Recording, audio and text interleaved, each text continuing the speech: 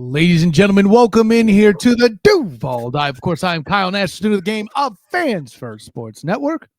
I'm Travis Holmes with BigCatCountry.com. We are bringing you this thing on the Believe Podcast Network. Travis, the 49ers on deck. Santa Clara, the Jags' second road game of the season, hoping to get that first road win. I think we're talking about a proving ground situation here, right? I think I mentioned it during the previous Duval Dive on Wednesday that this was going to be the first bad team, perhaps was the way I worded it. I don't know that I'm going to go so far as to say the other teams were bad. Yes, I am. So, yeah. I mean, let's get right into it off the top rope. Keys to victory, passing game, explosives. I think there's an element there that obviously is at least alluding to BTJ in that game getting better. Trevor finally hitting a ball down the field beyond 20 yards. I don't know how you fix that though. Like where do you even begin with that? I mean, yeah, if you're talking about fixing it, it's everyone. And again, you love to be like, well, this is obviously a Trevor issue, or this is obviously a receiver issue. But no, it's both of them. It's the same thing we talked about in Wednesday's Duval Dive. Like it's Trevor Lawrence is 1 of 10 in those deep throws, those throws that are over 20 yards down the field so far in 2025. But he's also the same quarterback who's been reasonably dominant even at deep balls before this season. So obviously it's not just a Trevor thing, and obviously it's not just a receiver thing, getting your landing marks and making sure you're running at the right angle instead of running, across to the other pylon. Maybe you should have been running a little bit skinnier on your post, or etc. Or you got slowed down by the defensive back when you were trying to make your move. There's a lot of guys just getting on the same page, and they're just going to have to get it right. But if you look at these stats in this game, if you look at the team stats and the game stats, you might even believe that San Francisco, the 49ers, don't really allow deep passes. But in week 1 against Seattle, they had multiple explosives given up in the passing game, like via busted coverages. And they gave up a lot of, longer passes in the deep crossers. And just last week against Arizona, they even gave up multiple explosives via those same 2 route combinations, with Marvin Harrison dropping one of them that was likely have been a long touchdown. So it's not like they're 15 game too, by the way, just so we're clear. So I'm like, so I'm for those listening on the audio, we're showing the Seattle Seahawks, the multiple deep ball opportunities that they had, and then we're also showing one of the drop balls from Marvin Harrison Jr. that likely would have gone for a touchdown. They're able to be beaten. Like, you're just not going to get very many of those opportunities. So you kind of have to know that you got to capitalize when they come about. I've often said you're only going to get in the NFL 3 to 4 plays a game where the other team just busts the coverage, or they allow you to get that space, those 2 yards of space, that 1 yard of space down the field to make that play. And you have to be able to capitalize. Quarterback has to be able to hit you in stride so that you're not slowing down, allowing that defensive back to get their hand in there and make a play on the ball. So it's almost has to be perfect from his perspective. The receiver has to be able to sometimes go up and just get the ball and make a play above the X's and O's. That is a thing also. And you can't drop the ball. Like, all these moving pieces kind of have to be in sync. And that's what we've been saying all along right now for the Jacksonville Jaguars in 2025. They have to play the game that they're capable of playing. And if they do, they're going to have major success offensively, even if they're playing this dominant, quote unquote dominant San Francisco 49ers, defensive core. Like, this is it's not about the defense they're facing. Similar to last week when I said it in Duval Dive in instant reaction, it's about them executing on those 3 or 4 game-changing opportunities where they can make a splash play. And if they do it, they'll win, and they'll win easily. And you know what? I know I'm doing it off script and early, but I'm going to get this out of the way. This point that you make is leading me to my X factor. Is it Travis Hunter? No. You know who it is? That big explosive play coming in on a 3rd down. Maybe they sent to Fred Warner on a blitz. Maybe they sent somebody else in supplement. LaQuint Allen continuing to pass protect, to pick up that blitz, to assure that long pass is there, to get that explosiveness to happen, is going to be the deciding factor of if that opportunity is made. Because before Trevor can miss on a long ball, he's still got to be upright. And the key to doing that against this 49ers defense is to stop that blitz. And Hines-Allen has been a force in pass protection. He is my X factor for this game, because if he makes those blocks, they get those big plays downfield. Trevor finally connects. This could turn the Jags' whole damn season around if it goes that way, and it'll all start with a Hines-Allen block in the backfield. That is fascinating. Hines-Allen was not one I had on my bingo card for this Darn week. right it wasn't. And I'm okay with it. Like I don't even hate on it. Like that's not bad at all. I guess if we want to do X factors now, no, save yours for later. I'm just doing mine right now because it did. I mean, I couldn't do this conversation. Oh, by the way, go back all the way to the first thing we were talking about. Yeah, back to that. No, I had to drop it now, so it was good. Please save yours for later because we're gonna get to it. And hey, if we fall across it during the show, drop it then, my man. I didn't want to give the audience, our Duval divers, their neck break from me going back to the beginning of the show at the end. But speaking of that, let's get that next X factor in. The San Francisco CMCs, beautifully named, pure gold, one might even say. But yeah, listen, Christian McCaffrey's been the star of this team as long as he's healthy for the past 3 years. Even going back, well, this would be the third season. Even going back to when the Jags first played them, I think he had just joined the roster. I'm trying to remember my timeline. Oh, when the Jags played him in 2023? Yeah. No, he would have been on the roster at least a year before that, I believe. Oh, okay. Because I know that the Jags. Yeah, you're right. I know that the Niners got him like late in the trade deadline. Let me put it that way, so I don't sound like Porky Pig stuttering through that line. But yeah, obviously stopping him first and foremost. I know that it's associated with Bill Belichick that he takes away from what you do well, but considering the Niners injury situation where all their receivers throughout the week have been on IR, perhaps, Christian McCaffrey, as far as we know thus far, isn't on that list. And he's going to be the bane weapon, especially over and above the fact that their quarterback situation is what it's been. Christian McCaffrey's the constant. I think it starts and ends with him. I almost made my X factor Foyalukin and these linebackers because of that. But listen, I feel like the Jags need to continue to have the level of defensive tackle contribution that they've gotten. I don't know if you agree with that or not. Well, no, I mean, I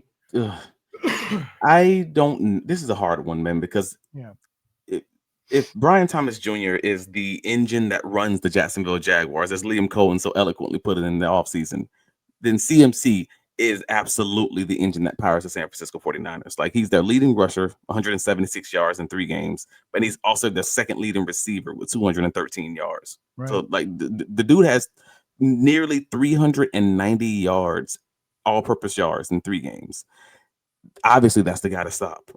Like, I don't think this is much of a question. Like, this is CMC versus everybody else. This dude has got this team on his shoulders and is carrying them in all the ways. Like, but see, like, and that's not disrespect to Ricky Pearsall. He's doing well in his second year. He's no slouch. He's leading the team 281 yards. But CMC is what has folks up at night. CMC is who loads the box, defensively, and gives them those favorable matchups and keeps the sticks moving consistently. So overall, that's going to have to be it's CMC versus everybody else.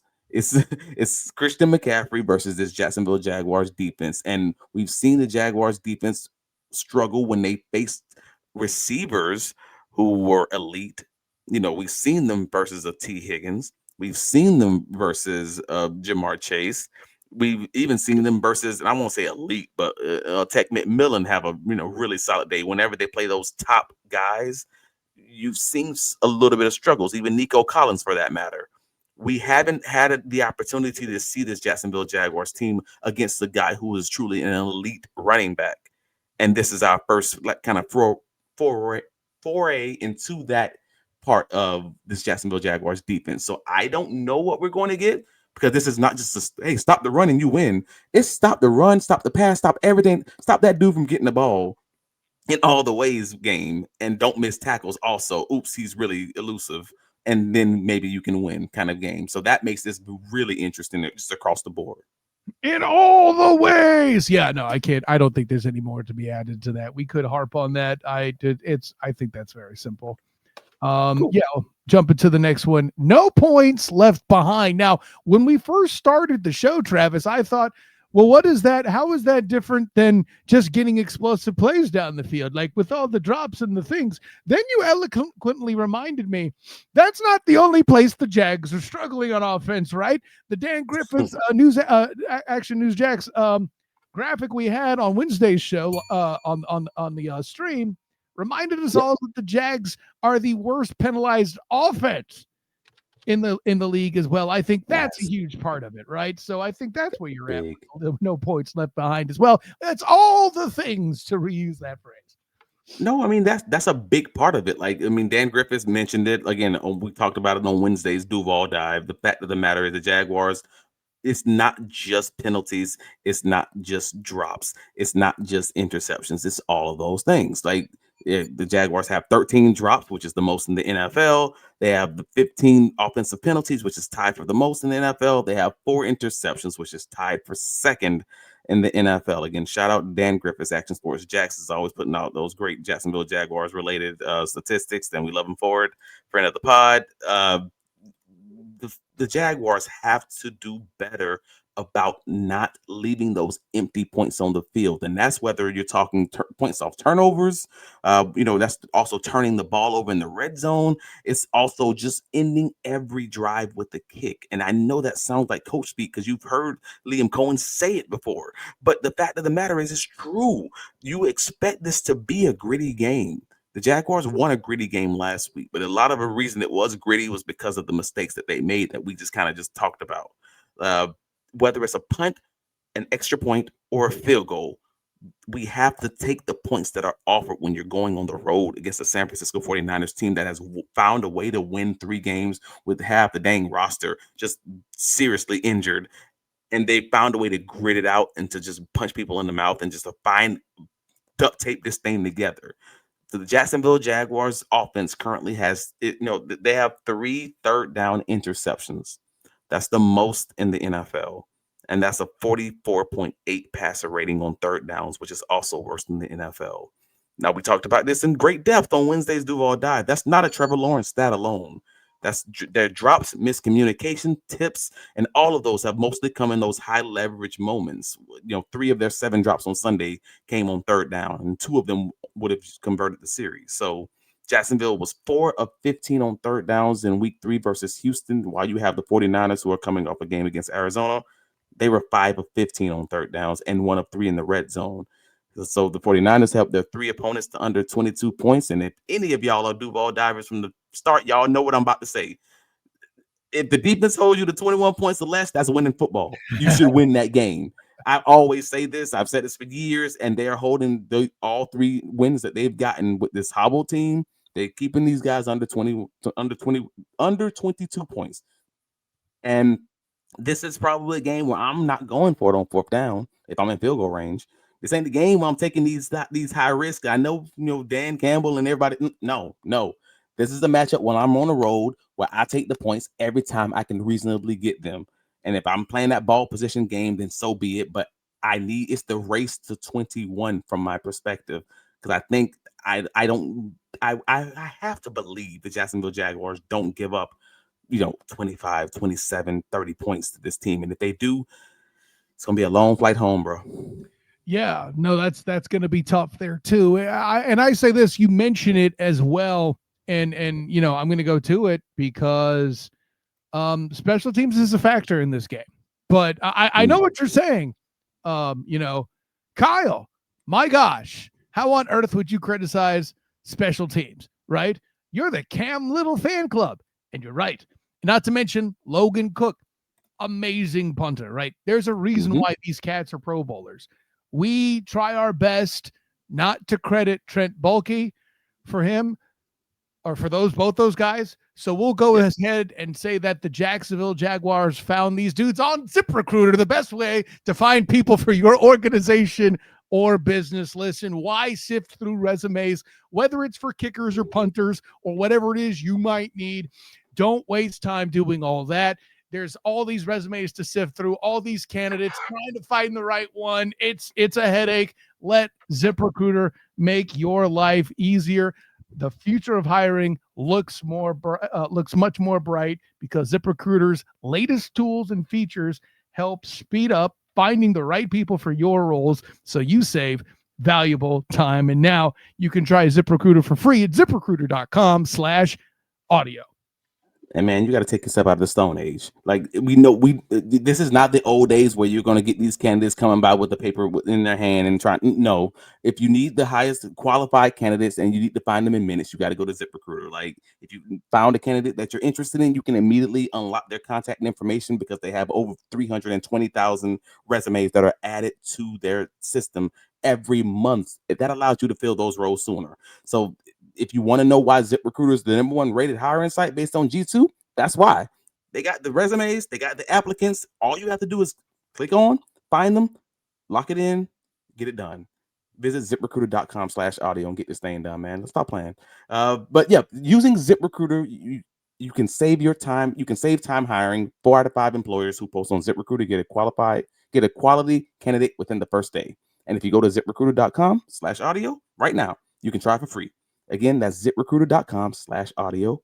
ZipRecruiter, the smartest way to hire.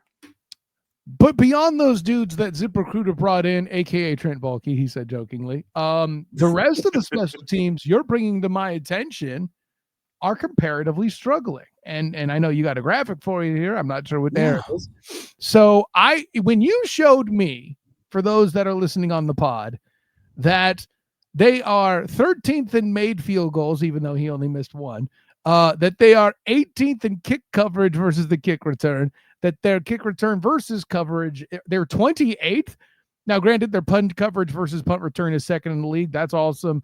Punt returner versus punt coverage is 24th. There's a lot of 20s here. Like, what is this? Out of views? What are we doing?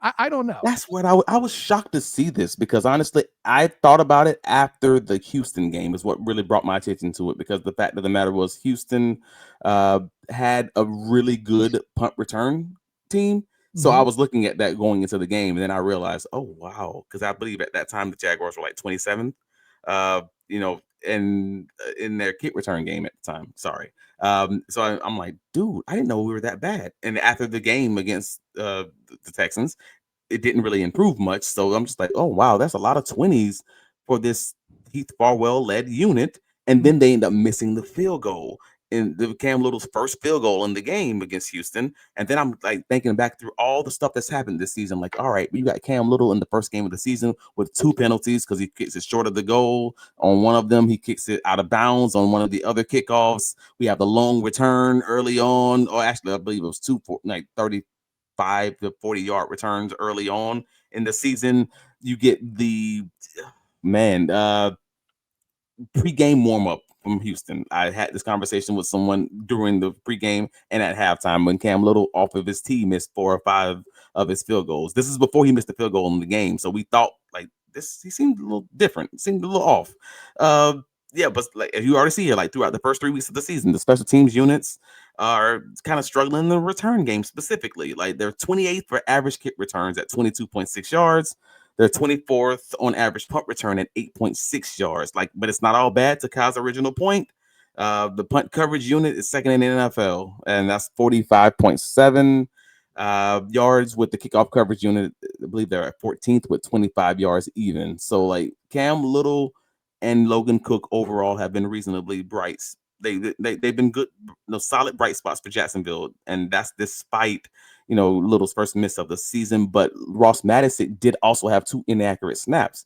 People don't look at the snap of the ball on the field goals, but both of those snaps on the field goals were actually behind Logan Cook, who was the holder on the field goals. So like he missed one, and I think the guys on 1010 XL also brought this up. They were like, no, those were inaccurate snaps and maybe even a little bit slower. And I'm like, I mean, they were off center for sure. you can't have all these mistakes in your special teams unit and expect this to go well. So when we discuss winning on the margin, these are those margins. Yes. Like you if you're going to win a game by 3 points, you're going to win a game by 6 points.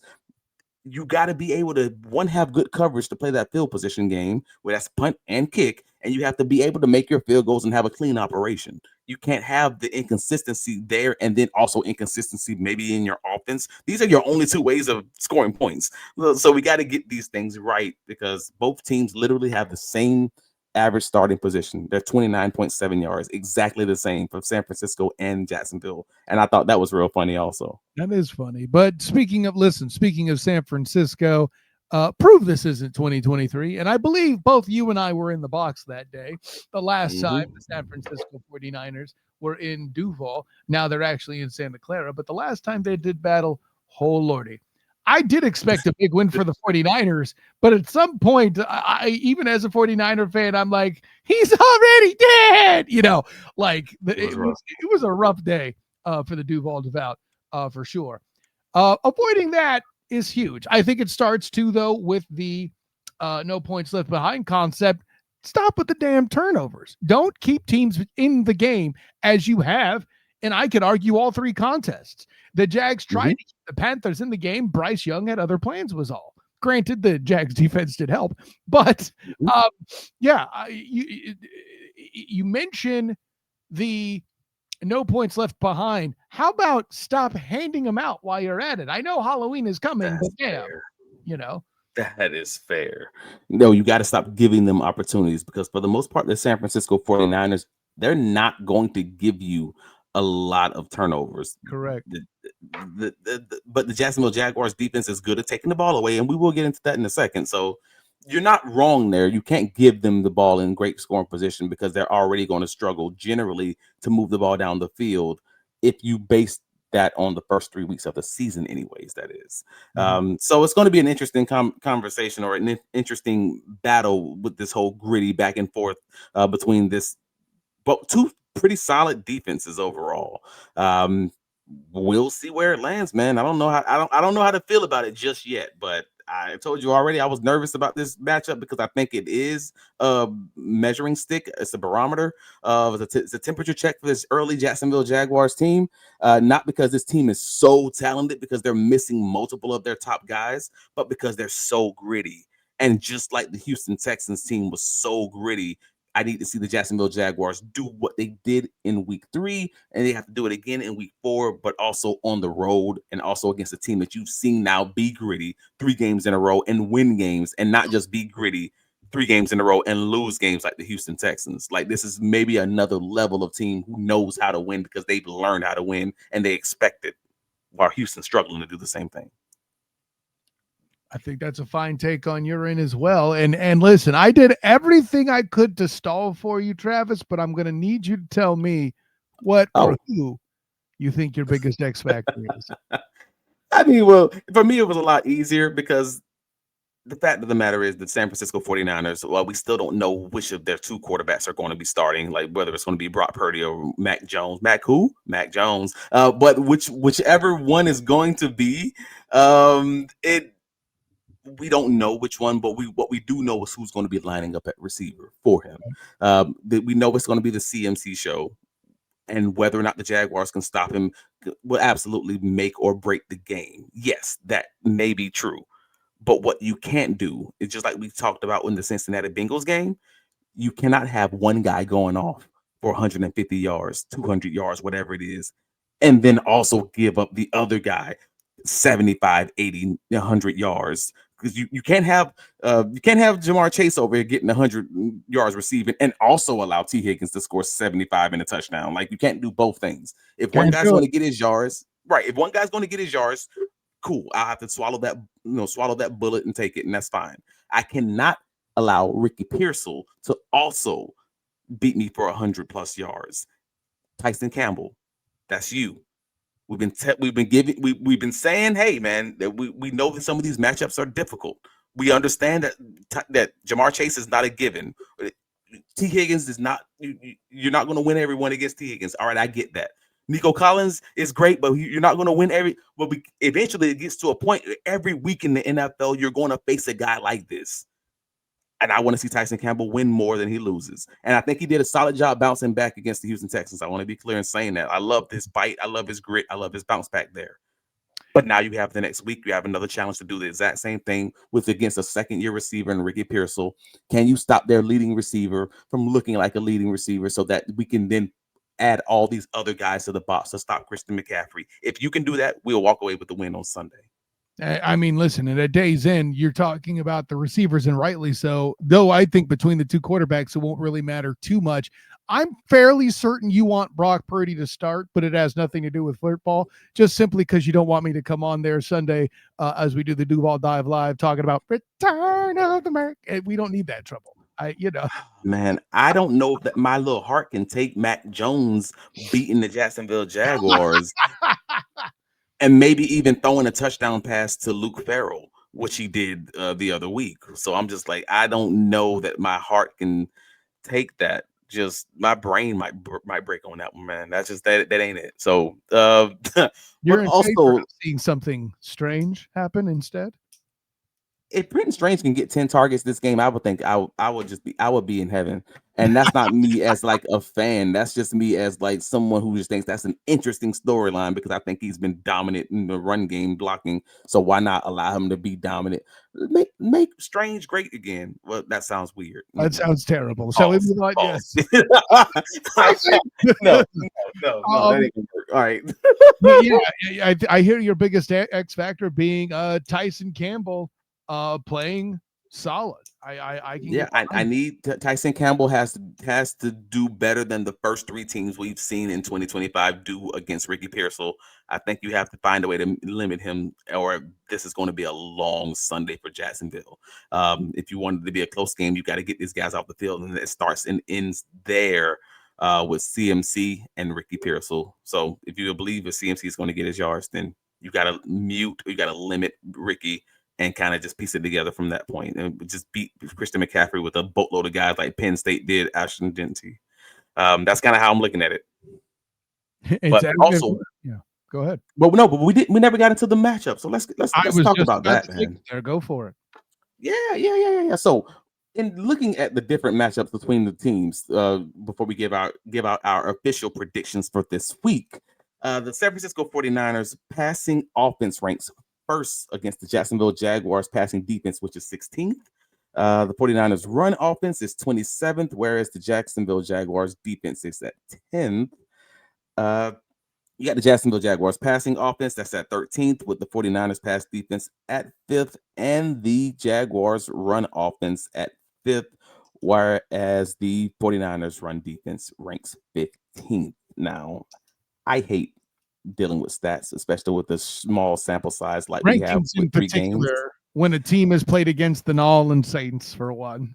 That's part of the problem. But as far as turnovers forced, we talked about that already. So the fact of the matter is the Jacksonville Jaguars are first in the NFL at 9 turnovers forced, and the San Francisco 49ers are tied at 13th with only 3 forced on their defense.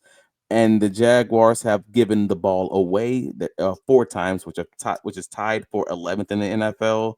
And the San Francisco 49ers are also tied with them with that exact same number. So both of these teams are pretty solid at not turning the ball over as much overall, while also the Jacksonville Jaguars are prone to getting a lot more turnovers defensively, whereas the 49ers are kind of just like middle of the pack.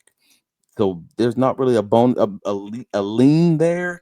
If you're looking just on the tape, it seems like the Jacksonville Jaguars have a vast majority of these benefits as far as it leans like it should go the Jacksonville Jaguars way.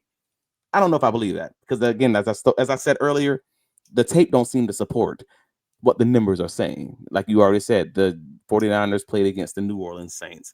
Well, and then the 49ers run offense, for instance, is ranked 27th. But they played against the Seahawks, who held Jalen Warren to 48 yards and Alvin Kamara to 42 yards. And then they played against the Cardinals, who held Kamara to 45 yards and Chuba Hubbard to 38 yards. Meanwhile, Jacksonville faced Houston and Cincinnati, who were both struggling mightily to run the ball. So this kind of makes this the Jaguars' first true challenge of this magnitude against a team that runs the ball like that. So We previously just gave you guys the stats that said San Francisco was ranked 27th in the run game and first in the passing game. And a lot of people have not been talking about the fact that that passing game is helped tremendously out by CMC. The Yeah. dude had 73, 52, and 88 yards receiving in those 3 games, and that's what 15 targets last week. So that's just basically an extension of the run game, like the Jaguars do all the time. Like you give you guys, it's basically just long handoffs. So when I say I'm curious to see how Jacksonville run defense performs, that's sort of what I'm saying. That's why Jaguars allow Houston to rush for 4.6 yards in week 3, and San Francisco would love to leave Sunday with over 4.5 yards a carry because that bodes well for their ball control, stingy offense, and stingy defense. Like I think they'll just allow them to run the clock out. So that's why I'm like, this is a challenge the Jaguars haven't seen yet, and I'm curious to see if they kind of rise to that occasion.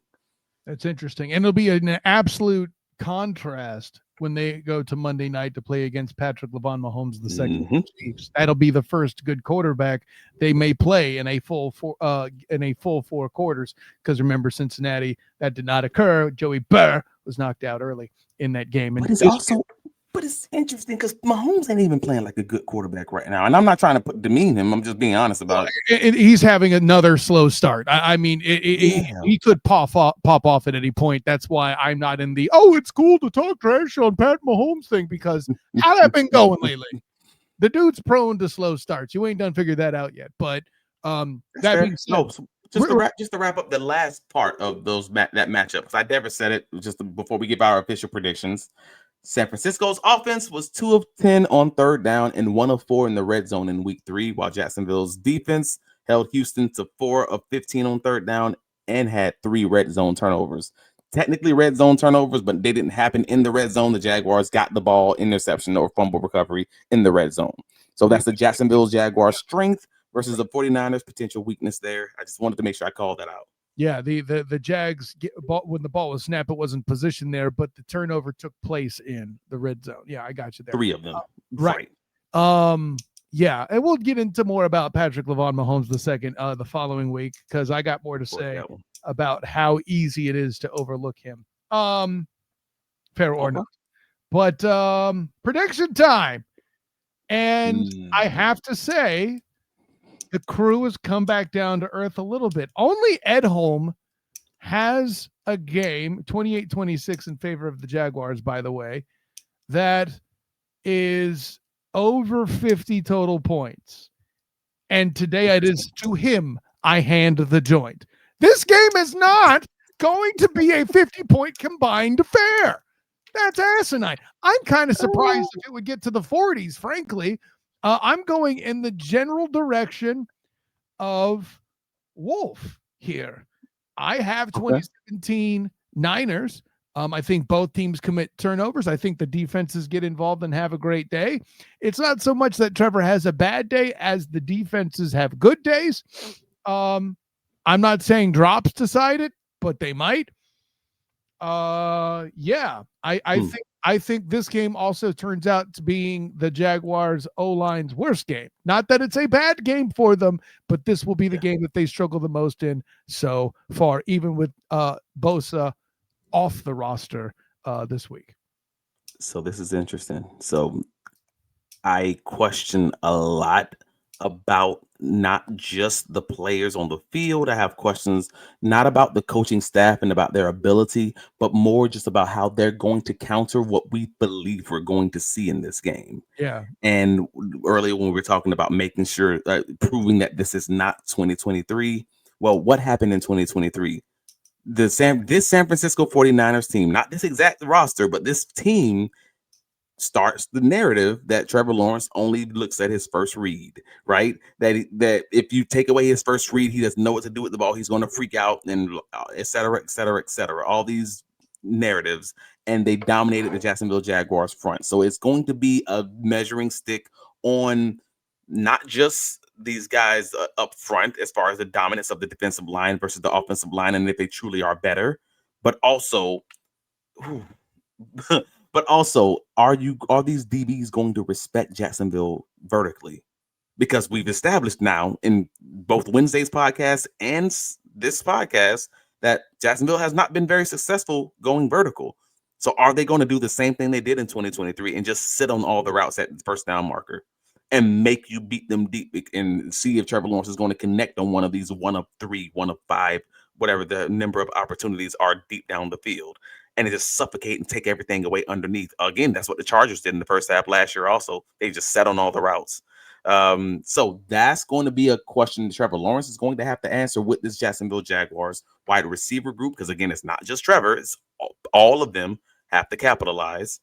And yeah, to your point, FanDuel Sportsbook has this game set at the over-under set at 46.5 points. That still And feels a touch high. they have the Jacksonville Jaguars as 3.5 point underdogs, and the guys over the NFL Network, 4 of the 10 analysts predict the 49ers to win, with 6 of the 10 analysts predicting the Jacksonville Jaguars to win, including Bucky Brooks, Daniel Jeremiah, and Maurice Jones-Drew. I like The highest score. Yeah, the highest scoring number we have for the Jacksonville Jaguars of that group is 28 points, with the lowest scoring prediction for the Jacksonville Jaguars of the group is G. Gordon, with the Jaguars scoring 14.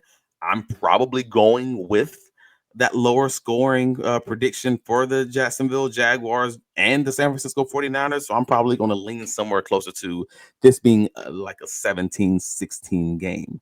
With the Jaguars winning this thing at the end, I think it's going to be one of those dominant defensive, rock'em sock'em robots back and forth, where it's going to come down to who makes the least amount of mistakes. And I want to believe the Jaguars figure it out. Have they shown me that they deserve that faith? I will acknowledge no. But I do believe in the staff, and I do believe they'll get it right. And because of that, I'm going to give that edge, due to my bias, that edge to the Jacksonville Jaguars, while knowingly saying, yeah, I think this is probably a closer game than most folks give it credit for, because this 49ers team is gritty and they don't turn the ball over much. And I think that's very helpful to them when facing an opportunistic Jacksonville Jaguars team, that those turnovers have helped Jacksonville win these 2 games that they have. So I'm going 17-16 Jaguars, and I don't feel great about it. 14 seems low. I know we saw that in there. That's a little wild. 17 feels right. If the Jags do get 14, it would be from a missed kick. But then I hope that doesn't happen, so we don't have to start having the Cam Little conversations about what's wrong with Cam Little, because like it was already annoying enough with Brian Thomas Jr. So we'll leave that. With that, you have our predictions, you have our X factors, you have our keys to victory, and soon you will have where you can find Travis D. Holmes. Oh, well, you can find me on all the socials. I mean, of course, Travis D. Holmes. You can find my writing covering the Jacksonville Jaguars on BigCatCountry.com, where you will have the post-game write-up after Sunday's game. If you're listening to the sound of my voice, obviously, like and subscribe. Please like before you leave. Just click the like button. Click a little comment, or if you listen to us on the podcast, please rate and review us and help us out with all 5-star reviews there if you appreciate the content that we're providing you. And if you are a fan of another team that just happens to be listening to us, leave us that 5-star review. Please don't be a hater. We'll appreciate you. We appreciate you still. But yeah, BigCatCountry.com, save it as your favorite, and all the socials, Travis D. Holmes.